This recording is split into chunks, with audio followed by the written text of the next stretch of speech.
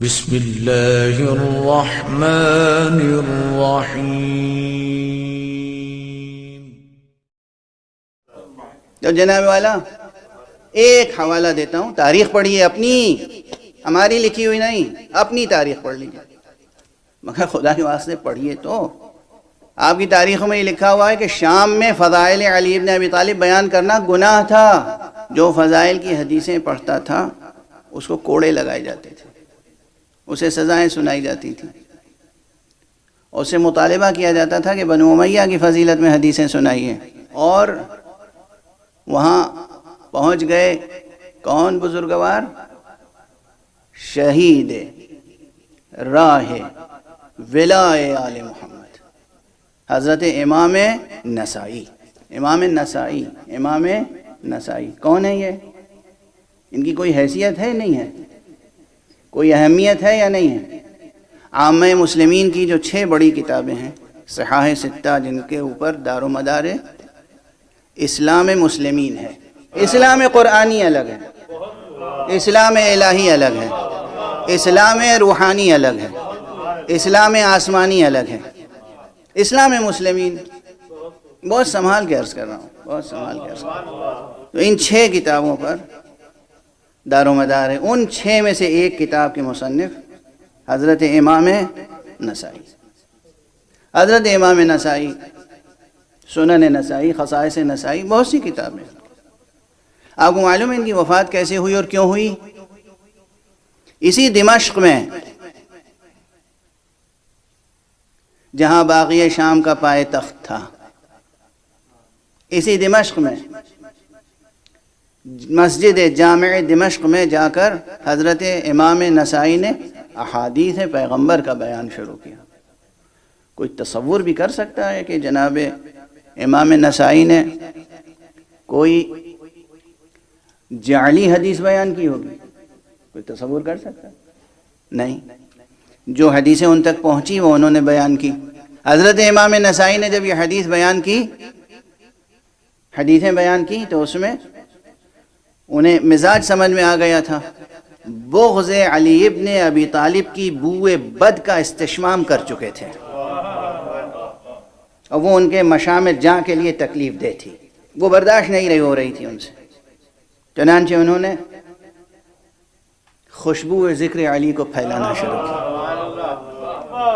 اور وہ بھی اپنی طرف سے نہیں بلکہ ان حدیثوں کو بیان کیا کہ جس میں سچی نکھت دہن عصمت پیغمبر تھی، ان حدیثوں کو بیان کرنا شروع کیا۔ جب حدیثیں بیان کرنا شروع کیا تو بے چینی سیاسی ماحول میں آ گئی۔ دربار اور سرکار کی طرف سے لوگ آئے، یہ کیا کر رہے ہیں آپ؟ یہاں علی کے فضائل، یہاں حسن و حسین کے فضائل، یہاں فاطمہ زہرا کے فضائل، یہاں اہل بیت پیغمبر کے فضائل بیان کر رہے ہیں، آپ بند کیجئے یہ سلسلہ۔ اس عالم جلیل القدر نے کہا، تم مجھے حدیث مصطفیٰ بیان کرنے سے روکتے ہو، صلی اللہ علیہ وآلہ وسلم۔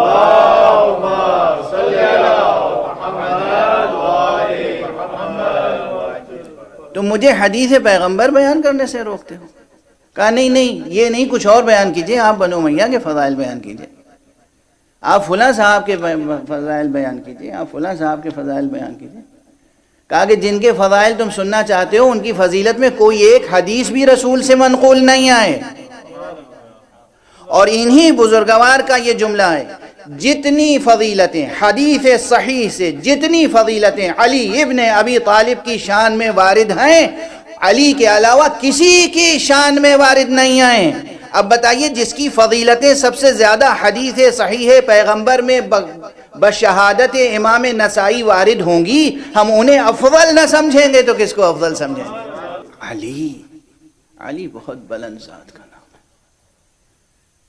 پھر مصرع میں دہرا دوں کہ اگر پیغمبر اکرم صلی اللہ علیہ وآلہ وسلم کی شان اقدس کے لیے یہ مصرع درست ہے اور حقیقتاً درست ہے کہ بعد از خدا بزرگ توئی، قصہ مختصر بالکل اسی طرح حضرت امیر المؤمنین امام المتقین قائد الغر المحجلین ان کے لیے یہ مصرع بالکل درست ہے کہ بعد از نبی بزرگ تو ہی قصہ مختصر. یہ امام نسائی کا بیان تھا جس کی طرف میں نے اشارہ کیا.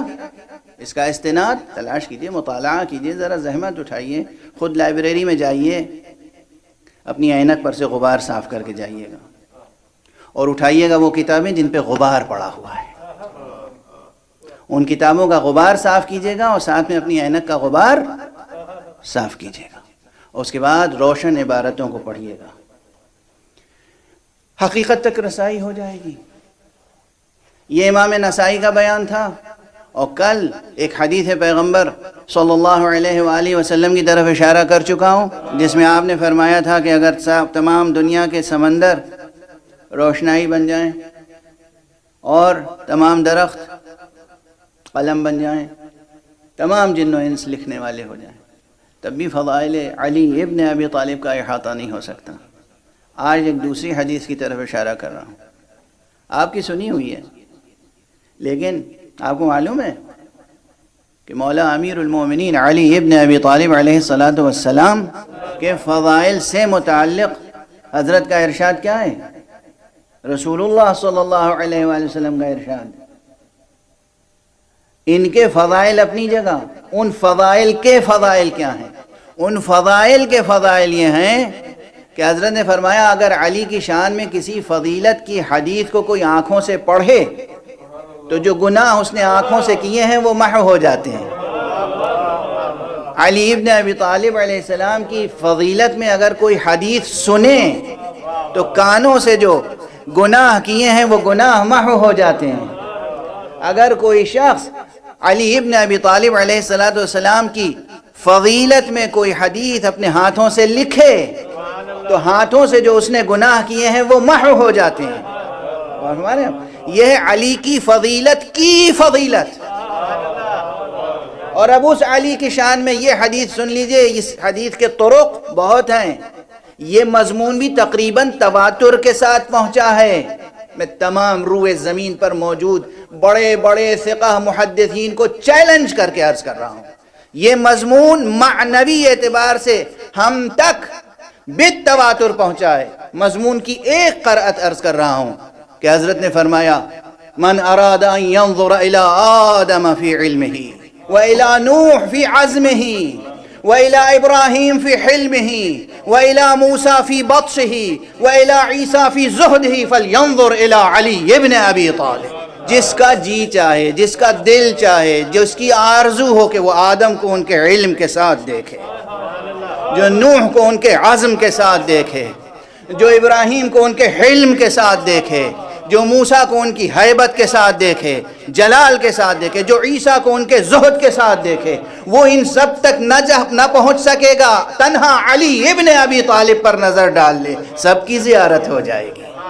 جس میں اتنے انبیاء کی سیرتیں یکجا سمٹ آئیں، اس کے مقابلے میں کوئی بیٹھ نہیں سکتا. بیٹھنا تو بزم میں دور کی بات ہے، میں کسی میدان میں مقابل میں ٹھہر بھی نہیں سکتا.